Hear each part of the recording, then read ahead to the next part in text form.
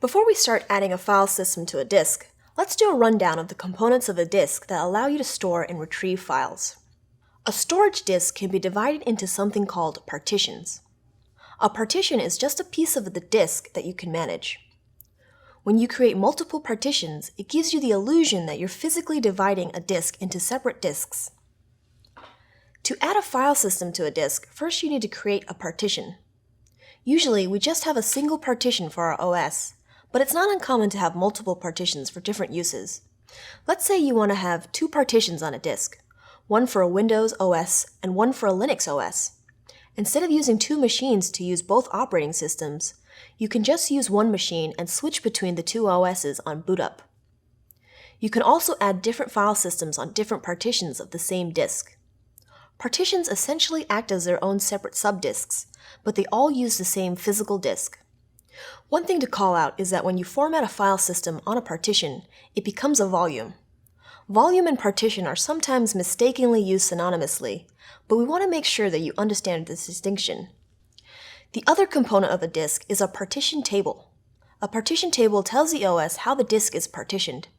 The table will tell you which partitions you can boot from, how much space is allocated to partition, etc. There are two main partition table schemes that are used: MBR, or Master Boot Record, and GPT, or GUID, partition table.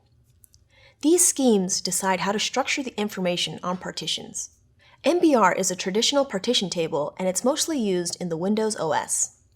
MBR only lets you have volume sizes of 2 terabytes or less. It also uses something called primary partitions.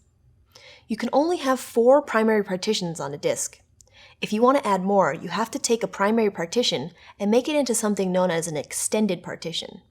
Inside the extended partition, you can then make something called a logical partition. It's a little odd to get at first, but that's just how the partition table was created. MBR is an old standard, and it's slowly being faded out by the next partition table scheme we'll talk about, GPT. GPT is becoming the new standard for disks. You can have a volume size greater than 2 terabytes, and it only has one type of partition. You can make as many of them as you want in a disk. In an earlier lesson, we learned about a new BIOS standard called UEFI that's become the default BIOS for newer systems. To use UEFI booting, your disk has to use the GUID partition table. Now that you know what you need to do to make a partition, let's partition an actual disk.